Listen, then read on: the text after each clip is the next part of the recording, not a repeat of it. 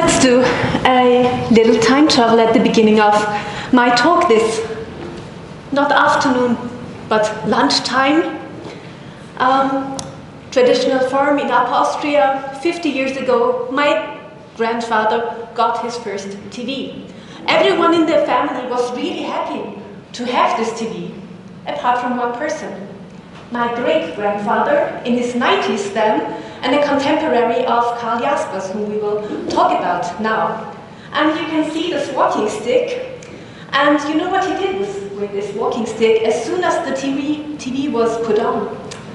Throw it into the room and tell everyone, that's too fast, they're walking all too fast, and let's stop that, do that, stop that. And I must admit, I'm a little inclined to throw this walking stick these days. Fortunately, I don't need one, but if I had one, I would throw it, possibly. Especially when I had to realize yesterday in the evening that my abstract in the program is not my abstract. Because I submitted, well, something on the topic, it has the same title, but it's not my language. It's not my vocabulary, and it's not the conclusion I make in this paper. So it seems that's mine, I don't know. What really happened, I talked to some people what happened to the abstract, I don't know. It seems there was an AI summarizing my abstract and doing something with this paper. I don't know. And this really makes me think. What is going on in our academia? What is going on in our world? What is happening with our work? And what can we do to distinguish our work from the work of something else? I will start with a very, very short guide to what is actuality, what is actual age theory. Theories, actually, we would have to say, with a little bit of Karl Jaspers, a little bit of Shmuel Eisenstadt, and then ask how can we possibly refer to actual age theories in order to understand our times of AI, trans, and post-humanism. Second step, and a kind of assessment of our times in light of actual age theories, and the question, is our time a kind of the end of actualities? The end of the actual heritage? And then the final, very speculative part, is there possibly a connection between transcendence, revelation, and the necessity for rehumanization? And how can we possibly think about prophecy and revelation in our times? So, very short guide to actual age theory with Karl Jaspers, the contemporary of my great-grandfather. So, Karl Jaspers, in his seminal book, Origin and Goal of History, proposed the idea of an actual age in the first century, first millennium, before our period, before Common Era. And the basic question for Karl Jaspers was, who is the human being in history? I read Jaspers not so much as an analytical philosopher or theoretical philosopher, but as I read it as a historical and philosophical framework, and, most important, an ethical political concept. Because Jaspers wanted to give the most inclusive framework for dialogue and coexistence of human beings, a framework for freedom, democracy, and dialogue, and overcome hegemonic Eurocentrism. Here you can see Jaspers with his wife. He didn't invent the term actual age, there's a long history behind that. But he proposed this new ethical political framework. He distinguishes very quickly 4 periods in time, so Vorgeschichte, prehistory, alte Hochkulturen, so the old advanced cultures, and then the actual age, 800 to 200 before our time. And this time, the actual age, first millennium, that's where he says the modern human being is coming into being. What is new in that time? He says now we, the people, the human beings, we are all consciousness. We now know that we are thought and spirit. People experience a great contingency. They are looking for a sense in life. There is the sense that there is something beyond this world. And he also says this new sense of there is something beyond, and the consequences of that the human being is more than mere biology, physics, chemistry, but essentially an idea and an ethical mission. This is not natural, not always there. There's always the danger of, that's now here, man-eating has come to an end, yes, but it can return at any moment in history. He has a very spiritual, mystical language describing this movement or this transformation in history. And he says, what is new in this age in all three worlds? So he's speaking about India, China, Persia, Israel, Palestine, Greece. What is new is that man becomes aware of being as a whole, of himself and his limits, being between transcendence and between deep selfhood. That's what we are. Being in between, and that's highly, highly contingent. It's an age of critique, of plurality, and in the end also of deep conflict, serious enmity. So actually the actual age, this age of critique, plurality, and reflection, most important reflection, making sense of yourself in face of another, is no success in career terms. Because the change could not be institutionalized.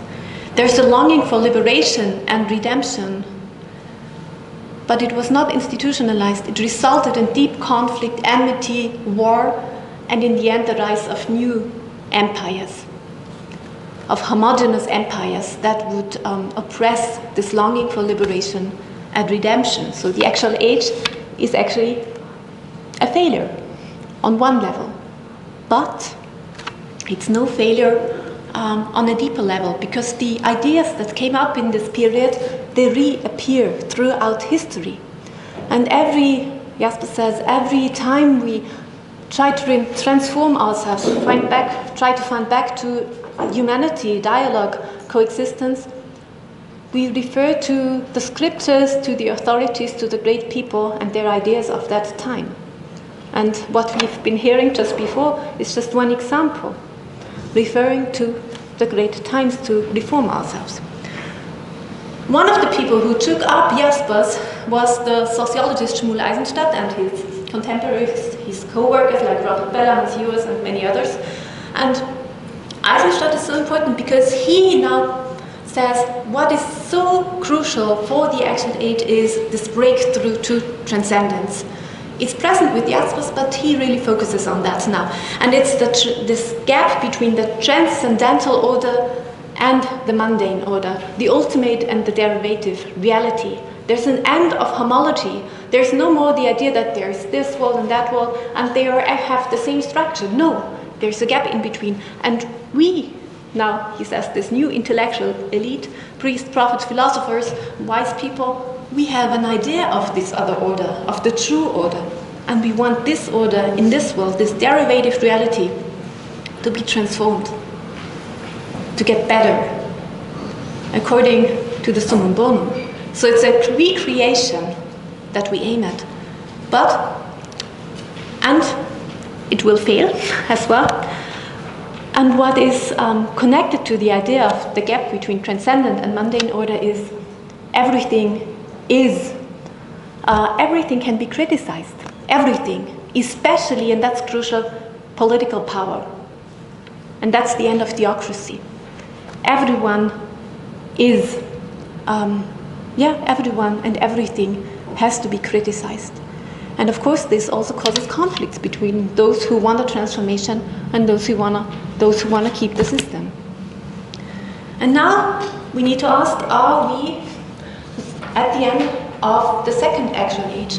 When I say second actual age, I'm referring to Hans Schelkson, Viennese philosopher, who would say that the 16th century, the beginning of modernity, is a kind of second actual age.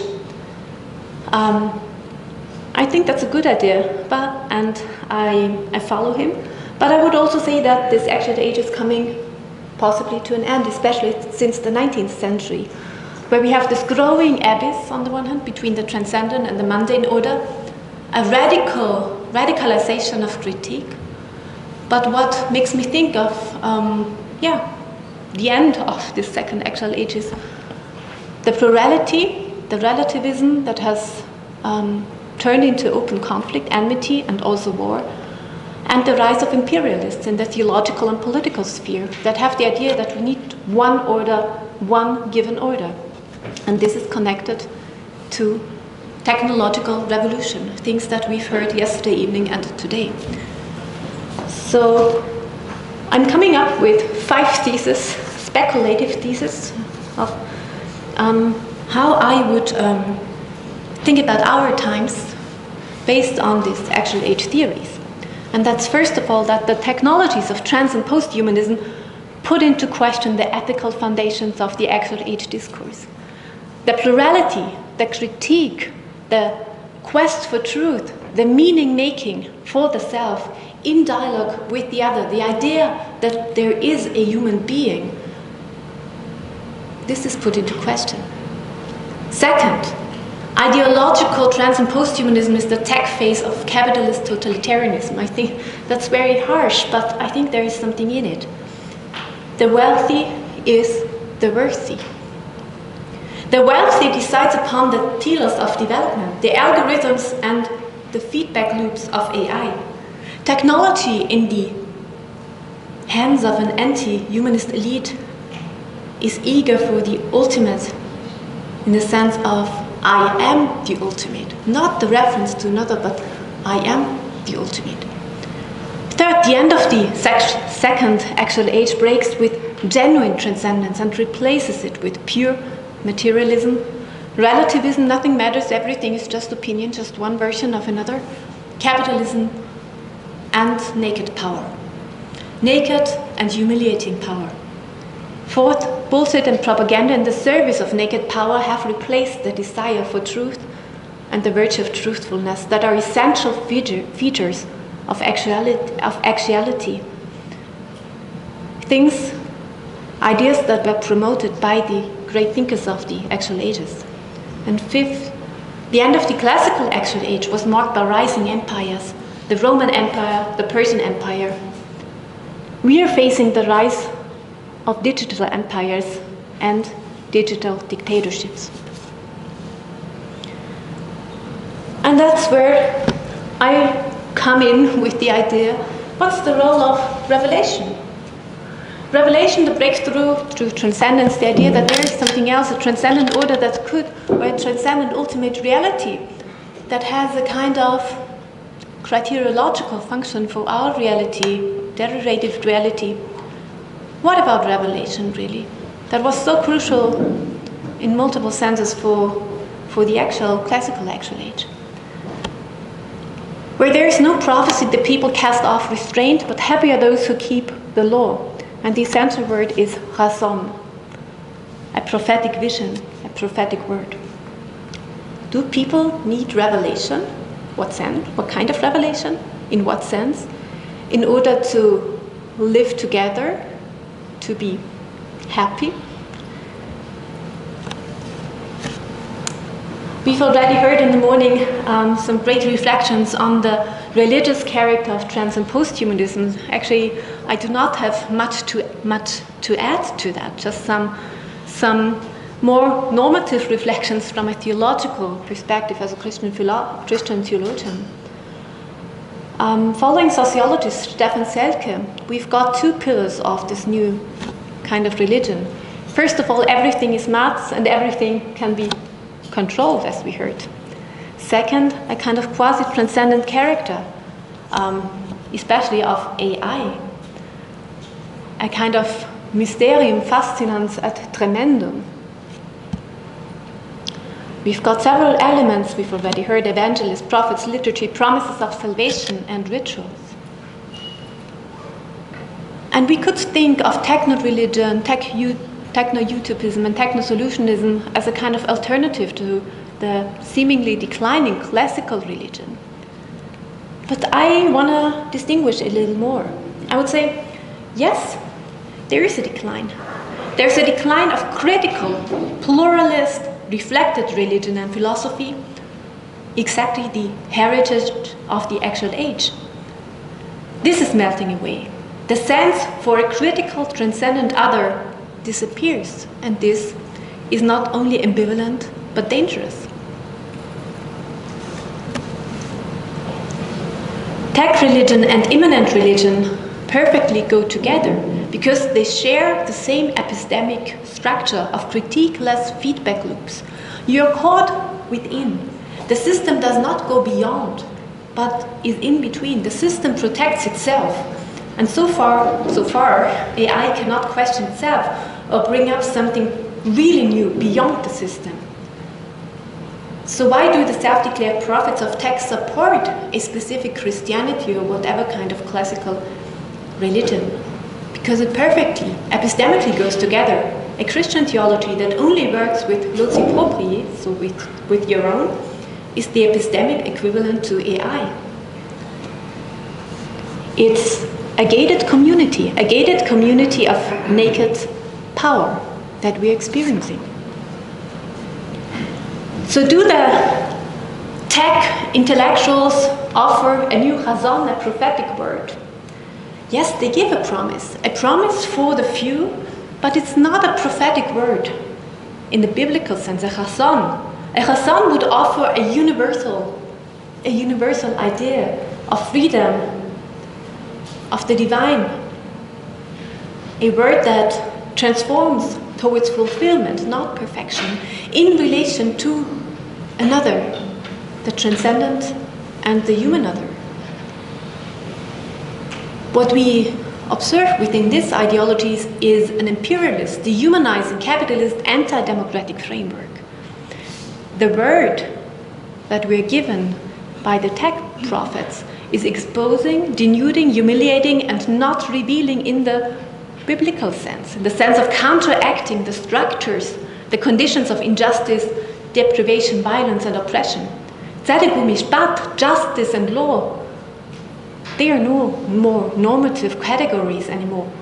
Right and just is what the imperial force says. I am the law and I am the truth. There is no other anymore. The salvific promise is one of the few for the few. We've got some beings that are able to understand the mechanisms of the world. You see the Gnostic character of this idea. Some beings maybe have the potential to be perfected and overcome their weaknesses. Others don't. The next step would be, this is not just an offer to be transformed, but you have to, either because the social pressure gets so strong, or because those in political power follow this idea. Enhancement or perfection can turn into a legally sanctionable obligation up to the species level and up to euthanasia. And finally, overcoming the species, the most radical form probably. Overcoming, abolishing the human as such, because it cannot be perfected. There's no chance to do so. The salvific promise of tech is not universal. It's a promise of the financially and socially strong for the strong who regard themselves, and now that's the really strange thing, as the victims of the weak. Ayn Rand, one of the figures often referred to in the Silicon Valley, distinguishes the creative makers who have reached a level of enlightened egoism on the one hand, pure autonomy, total freedom, and on the other hand, you've got this old authority, strange people, and the social parasites that need to be put aside. The tech intellectuals are the chosen elite, the actual victims of these parasites. And here comes the bridge to Peter Thiel's fascination for René Girard mimetic theory. Mimetic theory, on the one hand, can be used or can serve as a foundation for a social ethics that overcomes structures of violence, or it can be used for something totally different, as we experienced with Thiel and his people. Thiel regards himself and his co-elitists as the victims of wokeism, the leftists the crazy and lazy people who exploit the hard-working genius.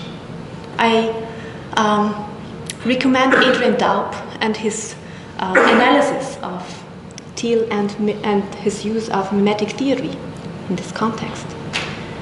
So the strong is the victim of the weak. The salvific promise is not universal.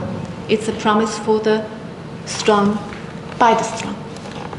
And this leads to the final point of assessment, ultimate power and absolute order. The problem is not AI as such, or transhumanism, posthumanism as such. Not the technology is the problem. The ideas behind are the problem, the ideology. The ideological framework and the hidden interests of those who push the technologies. And these interests and ideological convictions break with the precious heritage of the actual age.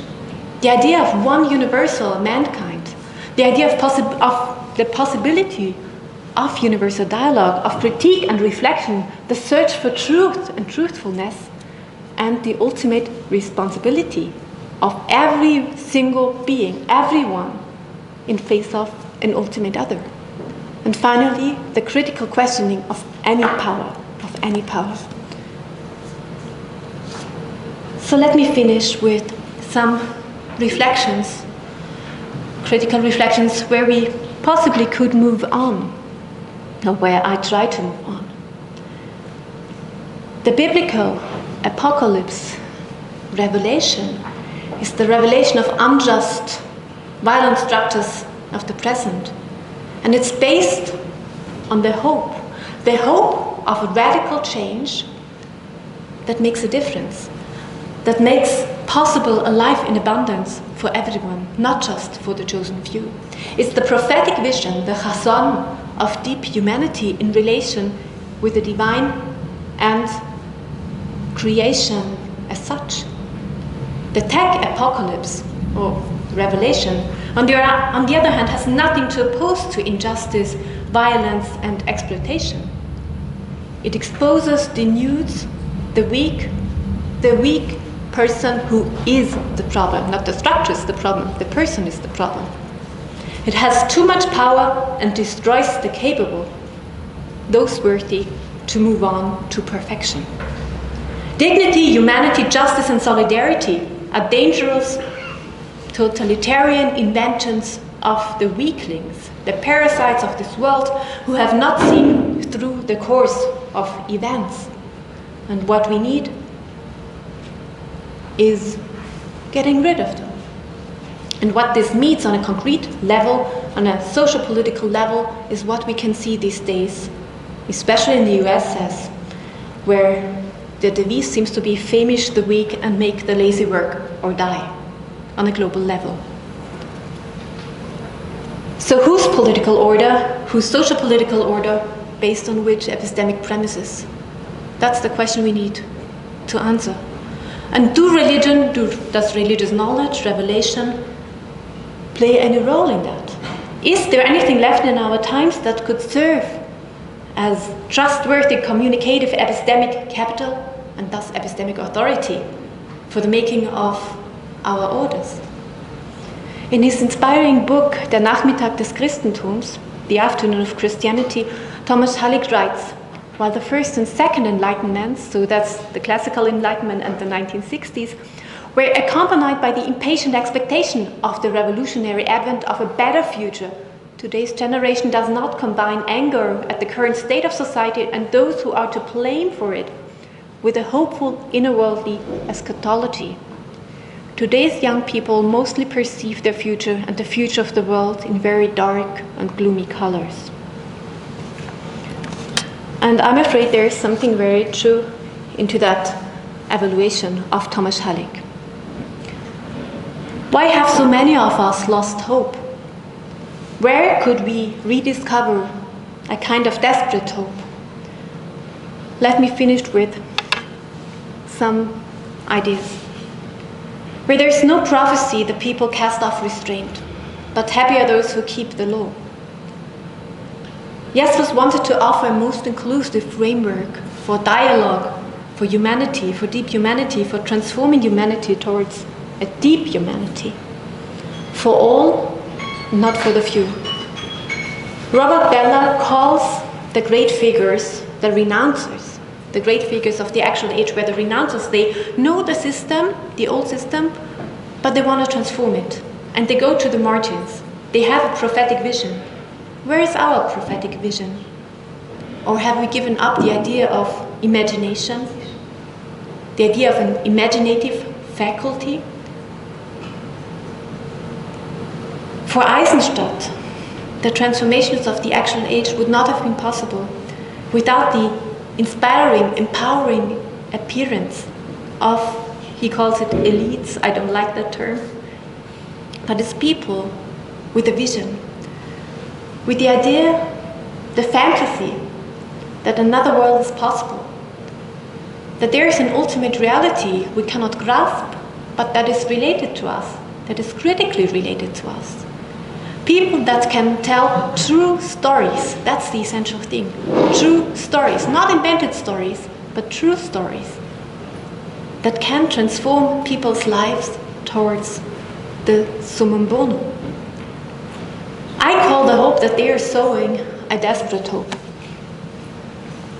No dystopia, no euphoric hallucination, but imagination.